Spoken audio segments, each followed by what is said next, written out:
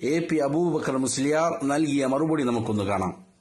നബി സല്ലല്ലാഹു അലൈഹി വസല്ലമ തങ്ങൾ വന്ന കാലത്ത് അബൂജഹലിന്റെയും അനുയായികളുടെയും ശ്രദ്ധയിൽ പെടുത്തിക്കൊണ്ട്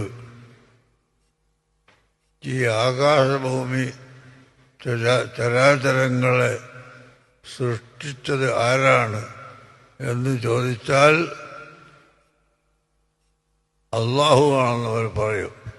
അതാണ് ഖുർആൻ പറയുന്നത്, വലഇൻ സഅൽതഹും മൻ ഖലഖസ് സമാവാതി വൽ അർള ലയഖൂലുന്ന അല്ലാഹ്.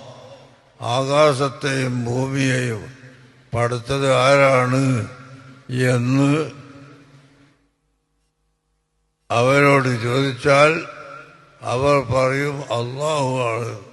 അപ്പോൾ അല്ലാഹുവിനെ നിഷേധിക്കുന്ന ആളുകളല്ല അന്നത്തെ മുശ്രിക്കീങ്ങൾ.